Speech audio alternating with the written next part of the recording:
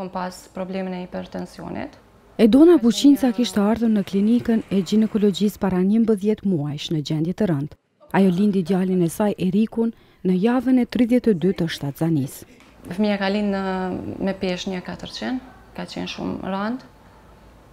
Edhe gjithashtu edhe gjendja jem ka qenë shumë e rëndë.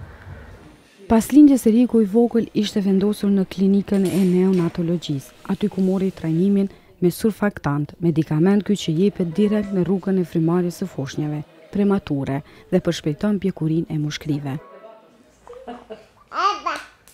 Sot Eriku, përkundër vështirësive që përjetoi, gëzon shëndet të plotë dhe pret të mbush një vit jetë. Shëndeti i nënës dhe fëmijës ka qenë dhe mbetet njëra ndër sfidat më të mëdha të sistemit shëndetësor në Kosovë. Ndërkohë që sipas autoriteteve shëndetësore të vendit, vitet e fundit kanë shfaqur një përmirësim të ndjeshëm të situatës. Viti 2014 regjistroi numrin 0 të vdekjeve maternale, të nënave gjatë lindjes dhe deri në 40 ditë pas lindjes, ndërsa numri i vdekjeve perinatale të foshnjave në periudhë para dhe pas lindjes ka shënuar rënje të vazhdueshme sipas Ministrisë së Shëndetësisë. Ndërsa vdekje maternale të nënave gjatë lindjes dhe deri në 40 ditë pas lindjes nuk ka pasur fare gjatë vitit 2014 në Kosovë. Një tjetër nënë e re e cila pret të shkojë në shtëpi me fëmijën e saj është Brikena Murati. Ajo tregon se sa është përmirësuar shëndeti i fëmijës së saj për kohën që është trajtuar në klinikën e neonatologjisë me surfaktant. Beba jam ka lind 1370, që 5 javë kemi arrit deri peshën 1710. Por ky medikament nuk është në listën e barnave esenciale në Kosovë. Këtë medikament foshnjave të lindura para kohe po asiguron aksioni për nëna dhe fëmijë, rezultati së cilës është rënja e numrit të vdekjeve të foshnjave të lindura para kohe. Drejtoresha e klinikës së neonatologjisë Munavere Hoxha thotë se që nga viti 2006 filloi një projekt i quajtur Aleanca Kosovë-Dartmouth për foshnja të shëndosha dhe nga ajo rrodhi edhe aksioni për nëna dhe fëmijë. Që nga viti 2006 ne furnizohemi me rreth 300 doza në vetë surfaktant, pra asnjëherë nuk kemi me mbeti, i cili është bar, i cili nuk ndodhet ende në listën esenciale të barnave këtu në Kosovë.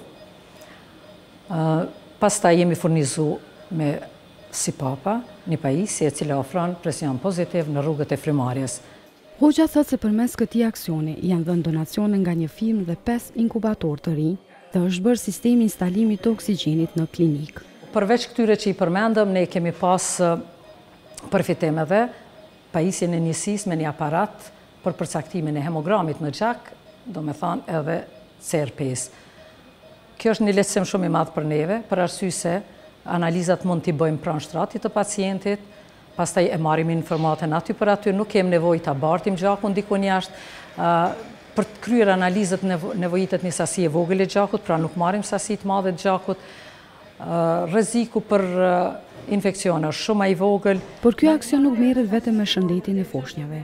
Gratë shtatzane kanë mundësi që të përgatiten fizikisht dhe psikikisht për procesin e lindjes përmes trajnimeve që aksioni për nëna dhe fëmijë u ofron atyre. Drejtoresha e klinikës së ginekologjisë, Mirvete Paqarata, tha se para 2 vjetëve, për herë të parë ka filluar puna me gratë shtatzana. Fillimisht është bërë trajnimi i tyre nga stafi i aksionit për nëna dhe fëmijë, pastaj është trajtuar stafi i klinikës së ginekologjisë dhe tash vetë stafi është përfshirë në trajnimin e grave mbi teknikat e lindjes dhe përgatitjen e tyre fizike dhe psiqike. Sipas Paqaradës, këto gra kanë qenë komplet të papërgatitura për procesin e lindjes. Ajo tregon se çka kanë mësuar ato gjatë trajnimeve. Duke filluar me u shpjegu fiziologjinë, anatominë e organeve dhe duke njoftuar me një proces lindjes për cilën ato as fizikisht, as psikikisht nuk kanë qenë të përgatitura. Dhe ndërkohë ne kemi liru hapësina, do të them, për aksionin nëna dhe fëmijë, ata kanë pajisë me donacione të veta dhe i kanë angazhuar dhe personelin ton në ato trajnime. Ajo tregon përfitimet nga këto trajnime. Gratë të cilat kanë ardhur për me lind në klinikë, do të thonë, që më parë kanë qenë të njoftuara me personelin e klinikës, do të thonë sidomos me ato të sallës lindjes dhe kanë qenë të njoftuara me anë të ligjëratave dhe trajnimeve me procesin e lindjes. ashtu që kanë ardhur shumë më të relaksume, kanë ardhur në një ambient të njoftun për ta. Këto trajnime i kanë marrë gratë që kanë qenë të hospitalizuar në klinikë dhe gratë të cilat kanë ardhur nga shtëpia për të trajnuar në ambientet e QKUK-s.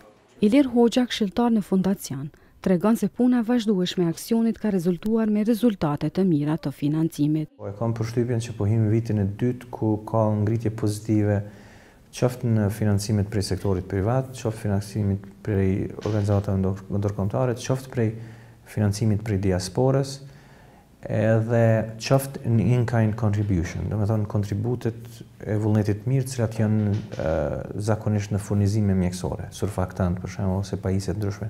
Hoxha tregoi se në cilat institucione shëndetësore po i shtrin aktivitetet e veta ky aksion. Klinika ginekologjike në Prishtinë ka treguar interes për një gjë të tillë, i ka qelë dyrt për aksionin për nëna dhe fëmijë, edhe është ofruar një gjë të tillë.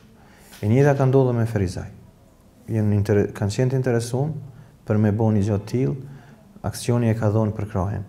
Në njëjtën kohë, përderisa për shembull aksioni i shtrin aktivitetet nëpër institucione të tilla, në njëjtën kohë është mekanizmi që vazhdimisht punon në ngritjen e fondeve, që kjo mu mundësu edhe në vende tjera. Në vitin 2000 vdekshmëria e foshnjave në njësinë e neonatologjisë ka qenë 31 promil, që do të thotë se 31 foshnja të posalindur kanë vdekur.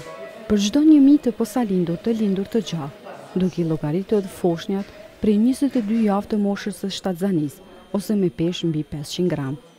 Për herë të parë në historinë e klinikës së neonatologjisë, vdekshmëria neonatale shënon shifrën prej 9.1 promil, që përafërsisht është në të njëjtin nivel me shtetet e rajonit. Sipas aksionit, vdekshmëria nënave dhe fëmijëve lidhet ngushtë me varfërinë dhe mungesën e edukimit dhe mjeteve mjekësore. Ata kanë qëllim që këto çështje të adresohen dhe shkalla vdekshmërisë të bjerë.